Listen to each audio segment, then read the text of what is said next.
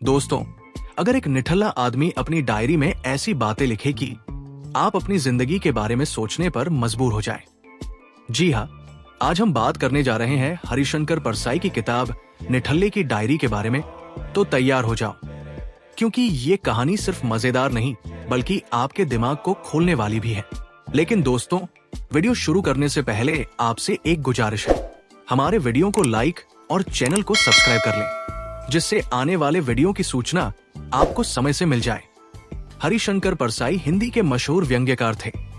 उनकी ये किताब 1968 में प्रकाशित हुई थी। परसाई जी ने इसमें समाज की खामियों को इतने मजेदार अंदाज में पकड़ा है कि आप हंसते हंसते सोचने लग जाएंगे।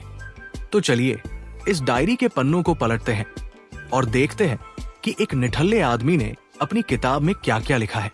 सबसे पहले तो ये जानते हैं कि ये निठल्ला आदमी कौन है।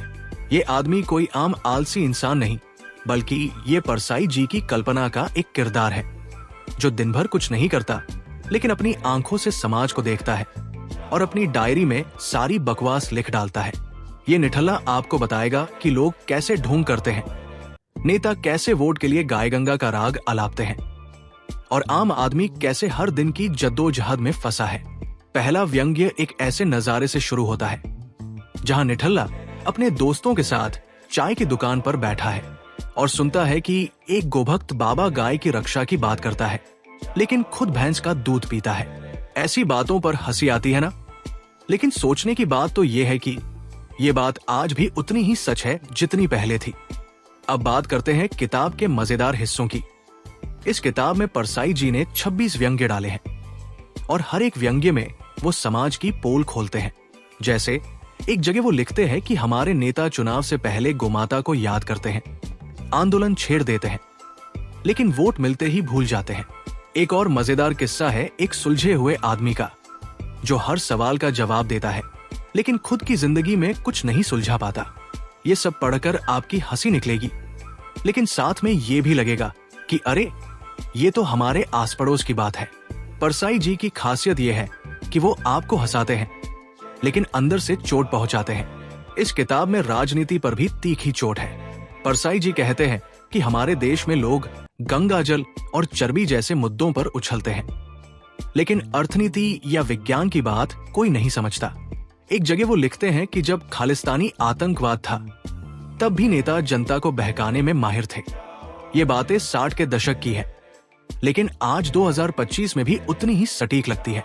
निठल्ला ये भी दिखाता है कि कैसे लोग धर्म का ढोंग करते हैं, गाय की पूजा करते हैं, लेकिन अगर वही गाय घर में आ जाए तो लाठी मार के भगा देते हैं। ये व्यंग्य आज के सोशल मीडिया डिबेट्स को भी चेहरा दिखाता है। लेकिन ये किताब सिर्फ बड़े बड़े लोगों की आलोचना नहीं करती। निठल्ला आम आदमी की भी बात करता है।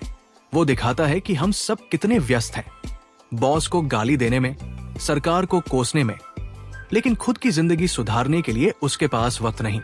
एक जगह निठल्ला लिखता है कि हमारी जिंदगी में आधी ताकत शराब, घूस जैसी आदत को छिपाने में लग जाती है और बची खुची ताकत से देश चलता है।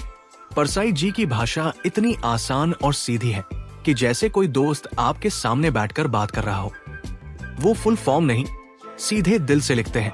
उनकी हर पंक्ति में एक चुटकी हंसी और एक गहरी सोच छुपी है। जैसे वो कहते हैं कि झूठ को गंभीरता से लिया जाता है और सच को हंसी का विषय बनाया जाता है। ये बात आज के फेक न्यूज के जमाने में कितनी सटीक है।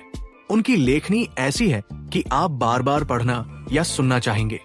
तो दोस्तों, निठल्ले की डायरी बस एक किताब नहीं, ये हमारे समाज का आईना है, जो हमें हंसाते हंसाते सोचने पर मजबूर कर देता है। ये किताब आज भी इसलिए जिंदा है क्योंकि परसाई जी ने इंसान की बुनियादी कमजोरियों को पकड़ा है। तो अगली बार जब आप चाय की दुकान पर हो या सोशल मीडिया पर बहस देखें, तो आपको निठल्ले की डायरी याद आ जाएगी। तो दोस्तों, ये समाज झूठे आडंबरों से भरा पड़ा है। कोई झूठी शान के लिए भाग रहा है और कोई खुद से भाग रहा है। तो दोस्तों, हम आपसे मिलते हैं एक और नई किताब के साथ। तब तक के लिए धन्यवाद।